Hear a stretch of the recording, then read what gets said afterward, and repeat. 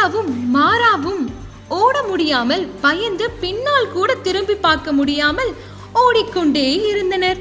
பாம்பும் அவர்களை விடாமல் வேகமாக துரத்திச் சென்றது. தேஜாவும் மாறாவும் ஓடும் வழியில் ஒரு பெரிய பள்ளம் வந்தது.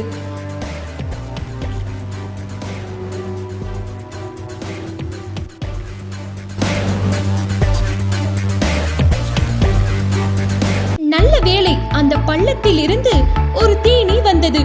அதன் மேல் விழுந்து விட்டனர். அந்த தேனியை இருவரும் பிடித்துக் கொண்டனர். தேனியும் மேலே பறந்து சென்றது. தேனி பறந்து கொண்டே இருந்தது.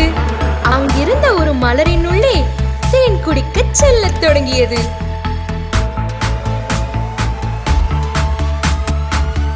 அப்பொழுது அதன் மேலிருந்த தேஜா மாறா இருவரும் கீழே விழுந்து விட்டனர். கீழே விழுந்த அந்த இடத்தில் ஒரு பெரிய மரம் இருந்தது. அது ஒரு பேசும் மரம். இருவரையும் பார்த்த அந்த மரம், என் தங்கையை தொட்டு விட்டீர்களா என்று கேட்டது. தேஜா மாறாவுக்கு ஆச்சரியம். மரம் பேசுகிறதா என்று ஆச்சரியத்து போனார்கள். அவர்களுக்கு அந்த மரம் பேசியது ஒன்றும் புரியவில்லை. என்ன சொல்கிறீர்கள்? ஒன்றும் புரியவில்லை என்று அந்த மரத்திடம் கூறினர்.